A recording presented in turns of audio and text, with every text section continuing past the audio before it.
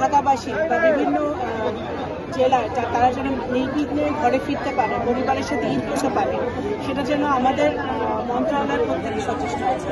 সংশ্লিষ্ট মন্ত্রণালয়ের মন্ত্রীরা তারা কিন্তু বিভিন্ন বাস স্ট্যান্ডে গিয়ে ট্রেন ইয়েতে গিয়ে তারা কিন্তু দেখছে যাতে আমাদের জনগণ। নগদ নিয়ে এলো হার না মানা হার অফার। সর্বনিম্ন 10,000 টাকা রেমিটেন্স নগদে পাঠালে থাকছে স্বর্ণের হার জেতার সুযোগ। ভালোভাবে শান্তিভাবে এবং কোনো রকম দুশ্চিন্তা ছাড়া তারা যেন ঘরে গিয়ে পরিবারের সাথে ঈদ করতে পারে, সেটা আমরা সচেষ্ট আছি।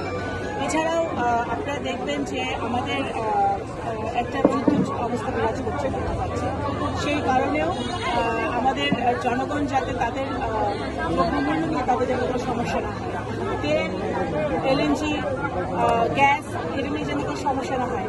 কোনো দ্রব্যমূল্যের দামও কিন্তু বৃদ্ধি পায় নাই, তেলের দামও বাড়ানো হয়নি, কোনো কিছু মূল্যই কিন্তু বৃদ্ধি পায়নি।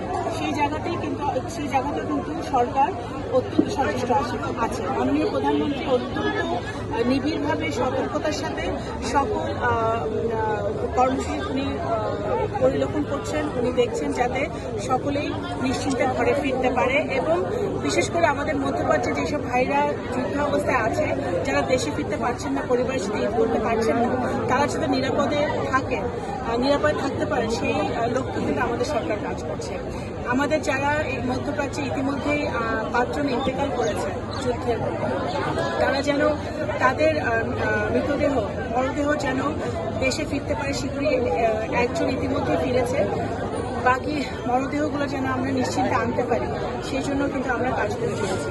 তাই এই ঈদ আমরা আশা করি সকলে ভালোভাবে তাদের পরিবারের সাথে ঈদ করতে পারবে, এবং বিএনপি সরকার, বর্তমান প্রধানমন্ত্রী এই ব্যাপারে অত্যন্ত সচেষ্ট আছে।